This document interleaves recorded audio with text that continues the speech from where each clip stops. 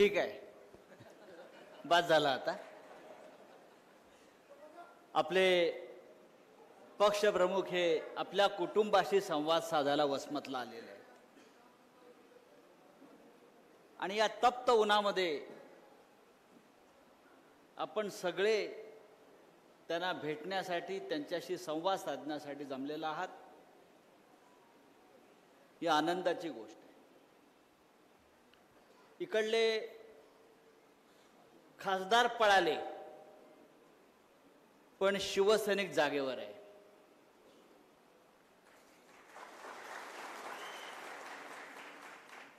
शिवसेनेनं उद्धव ठाकरे साहेबांनी या माणसाला आमदार केलं, या माणसाला खासदार केलं, या माणसावर भावाप्रमाणे प्रेम केलं आणि हा माणूस पाठीत खंजीर खुपसून निघून गेला.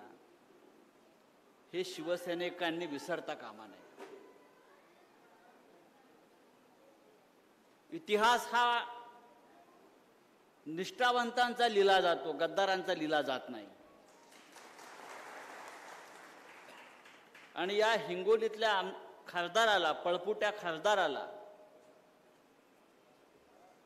पुन्हा दिल्ली दाखवायची नाही, याच मातीत गाडायचा, या निर्धारानं शिवसैनिकांनी कामाला लागलं पाहिजे. महाराष्ट्रातलं, देशातलं वातावरण झपाट्यानं बदलत आहे. ही मोदीची गॅरंटी बिरंटी आता चालणार नाही कुठली. आता उद्धव ठाकरेंचीच गॅरंटी. दिल्लीत आणि महाराष्ट्रामध्ये बदल होणार ही गॅरंटी. काल मुंबईमध्ये प्रचंड सभा झाली. राहुल गांधी आले होते, देशातले सगळे नेते आले होते. शिवाजी पार्कला प्रचंड सभा झाली. आपण जर राहुल गांधींचं भाषण ऐकलं असेल तर राहुल गांधी म्हणाले काल, उद्धव ठाकरे आप हिंदुस्तान की आवाज हो. काल राहुल गांधी म्हणाले, उद्धव ठाकरे जी आप हिंदुस्तान की आवाज हो. ते यासाठी म्हणाले की या देशामध्ये, या महाराष्ट्रामध्ये सध्या जो अन्याय, जुलूम, हुकुमशाही सुरू आहे त्याच्या विरुद्ध आवाज उठवण्याचं काम शिवसेना पक्षप्रमुख उद्धव ठाकरे एका हिमतीने करतायत. आज सकाळी वृत्तपत्रामध्ये बातमी वाचली, काय टीव्हीला ऐकलं, काही लोकांना सत्तेची सूज आलेली असते. तुमचे प्रिय देवेंद्र फडणवीस, अनाजी पंत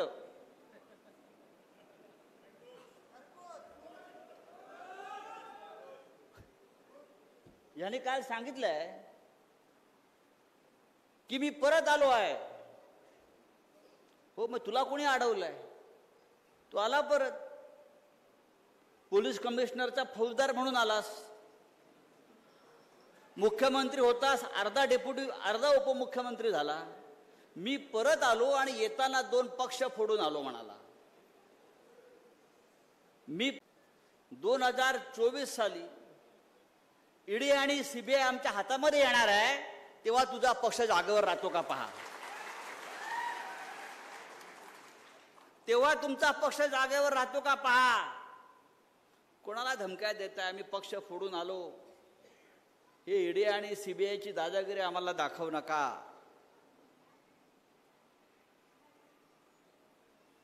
आम्ही त्यातून गेलेलो आहोत. आम्ही संघर्ष करतोय, आम्ही लढतोय. महाराष्ट्र राज्य कसं चाललंय ते सांगा. तुम्ही ज्या पद्धतीने या राज्यात सत्तेवरती आलेला आहात ते घटना बाह्य पद्धतीने आलेला आहात. सुप्रीम कोर्टाने तुम्हाला लाटा घातलेल्या तरी तुम्ही सत्तेवर बसलेला आहात. या महाराष्ट्रामध्ये गेल्या 5 वर्षामध्ये नव्हे तर गेल्या 2.5 वर्षात ही सरकार आल्यापासून हजारो शेतकऱ्यांनी आत्महत्या केल्या. विदर्भात सगळ्यात अधिक जास्त शेतकऱ्यांनी आत्महत्या केल्या. मराठवाड्यात शेतकऱ्यांच्या आत्महत्या झाल्या. बेरोजगार आत्महत्या करतोय. फडणवीस त्याच्यावर बोला. पक्ष फोडल्यामुळे शेतकऱ्यांच्या आत्महत्या वाचणार नाहीत आणि बेरोजगारांना काम मिळणार नाही. रामाचं नाव घेऊन राजकारण करण्यापेक्षा बेरोजगारांच्या हाताला काम द्या, शेतकऱ्यांना आधार द्या. ते पक्षविक्ष फोडायच्या गोष्टी आमच्याकडे तुम्ही करू नका. मी मगाशीच म्हणालोय, आमच्या हातात सत्ता येईल तेव्हा तुमचाही पक्ष जागेवर राहणार नाही, हे मी परत एका गॅरंटीनं सांगतो. आणि शिवसेनेच्या केसालाही धक्का लागलेला आहे, तुम्हाला मी आत्ता सांगतो. हे गेले असतील 40 गद्दार, 5-10 खासदार, पण शिवसेनेचा बालही बाका झालेला नाही. बाळासाहेब ठाकरे नेहमी सांगायचे की शिवसेना ही अस्वलासारखी आहे म्हणायचे.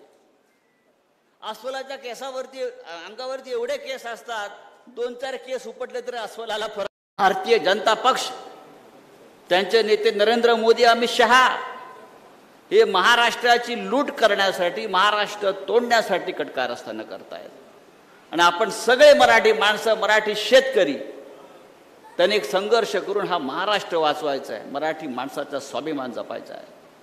आणि म्हणून इतकंच सांगेन की हिंगोलीची लोकसभेची जागा ही गद्दाराला गाडण्यासाठी आपण सगळ्यांनी परत एकदा शिवसेनेचा भगवा झेंडा दिल्लीला, हिंगोलीतून न्यायला पाहिजे.